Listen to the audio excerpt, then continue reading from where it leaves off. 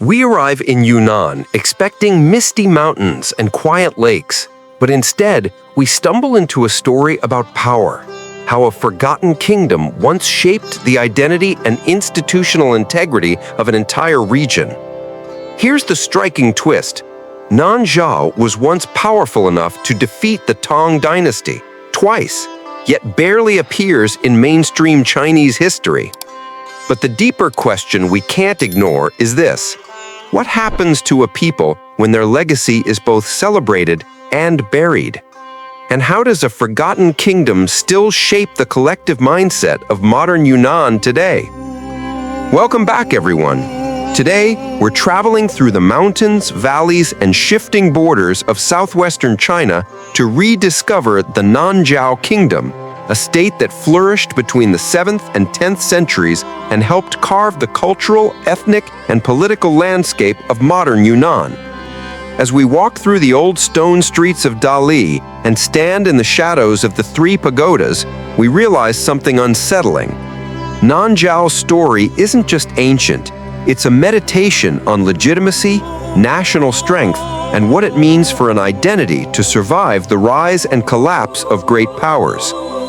Together, we'll explore how this kingdom emerged from tribal alliances, built a surprisingly sophisticated bureaucracy, commanded flourishing trade networks, battled imperial China, and left behind a psychological imprint that still shapes Yunnan's societal cohesion and regional confidence. This isn't a list of dates. It's a human story.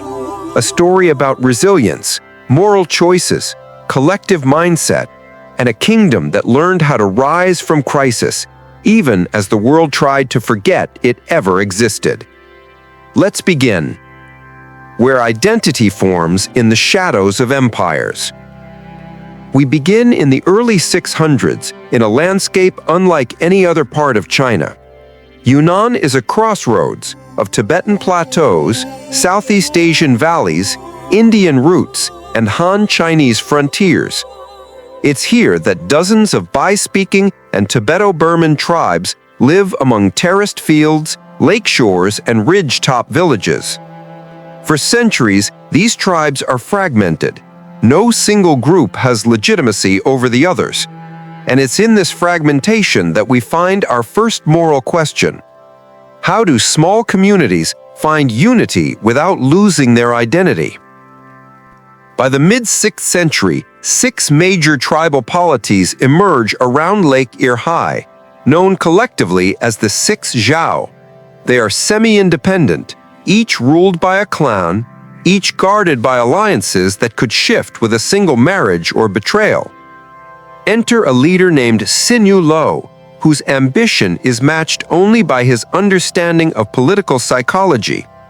He forms a strategic alliance with the Tang Dynasty, yes, the most powerful empire in Asia at the time.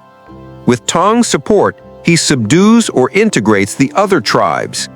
And something remarkable happens. The tribes voluntarily choose unity under Sinuo Lo's lineage, not through fear alone, but through the recognition that collective strength protects them from imperial expansion on all sides. That unity becomes Nanzhao, literally Southern Zhao.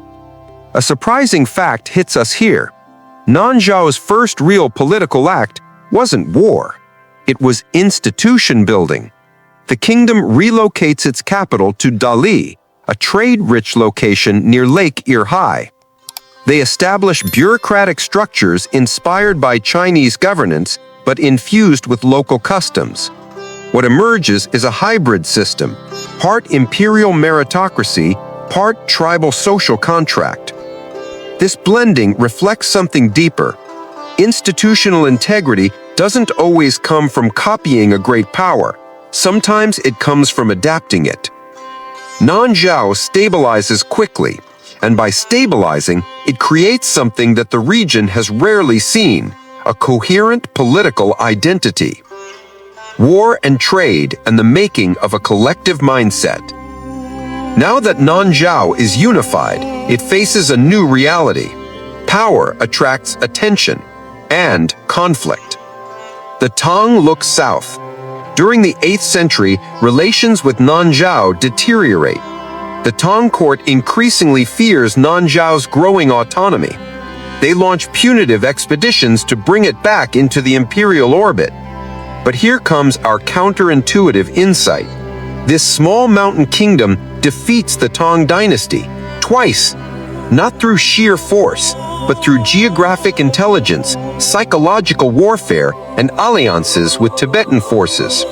Nanzhao becomes a buffer state between two giants, the Tang Empire and the Tibetan Empire. This is where we see the emergence of a unique collective mindset, survival through strategic independence. This mindset will ripple through Yunnanese identity long after Nanzhao collapses.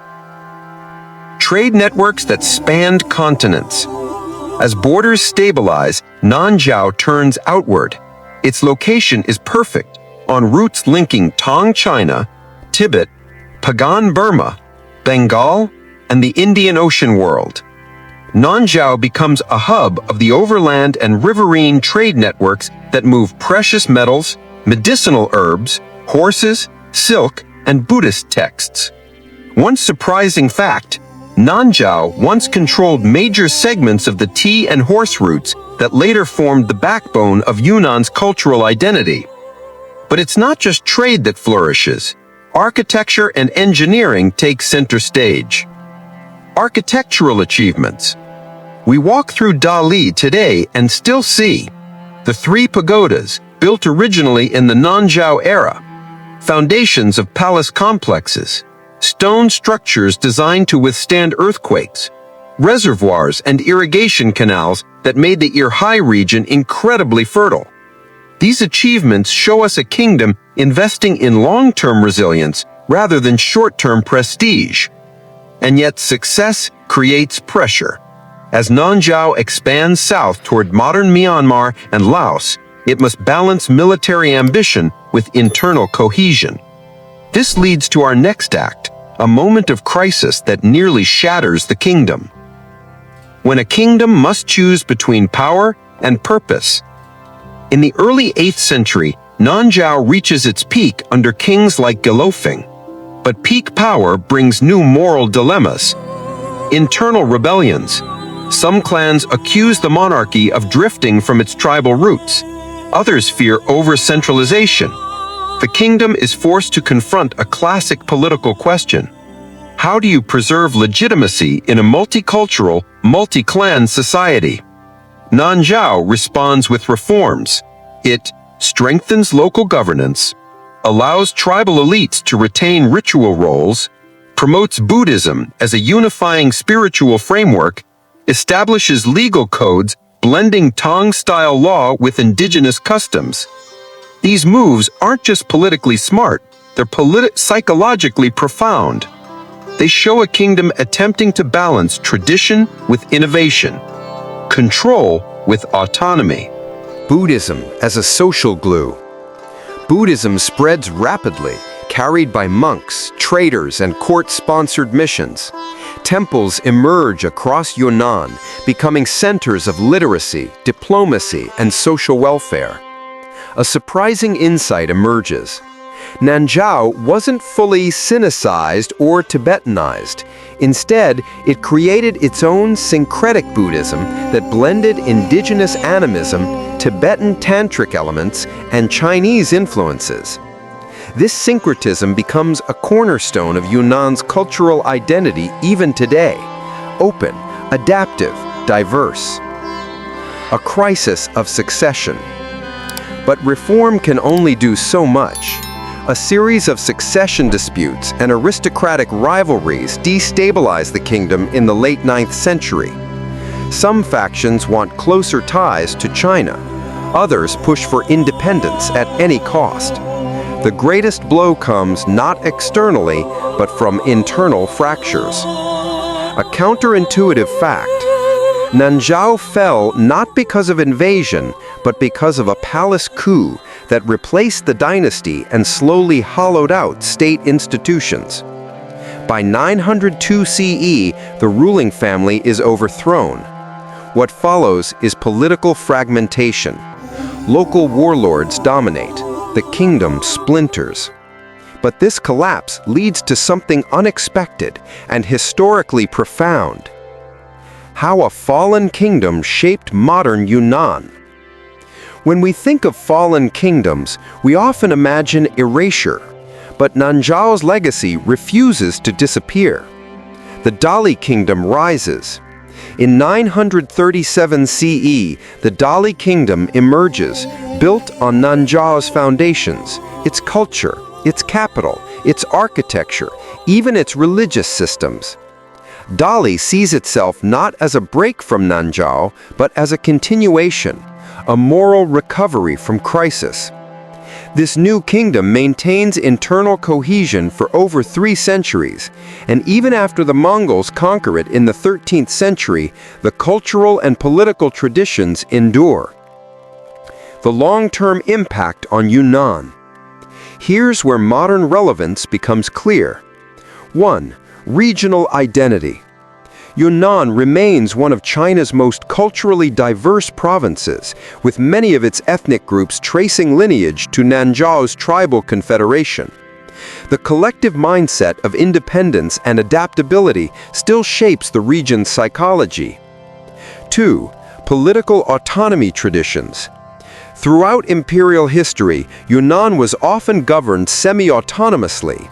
The memory, sometimes explicit, sometimes subconscious, of Nanzhao as a legitimate regional power shaped this governance. 3. Trade networks and economic strength. Modern Yunnan is still a logistics hub for trade with Southeast Asia. This isn't new, it's a revival of roots first developed under Nanzhao. 4. Architectural and cultural continuity. Many temples, pagodas, and ritual structures in Yunnan today are either Nanzhao foundations or built in the same tradition. 5. Institutional integrity rooted in diversity. Nanzhao's experiment with hybrid governance continues to echo in Yunnan's pluralistic social fabric. It's a region defined by coexistence, not uniformity. A psychological reflection. What stands out most is this. Nanzhao's legacy isn't about domination, it's about synthesis.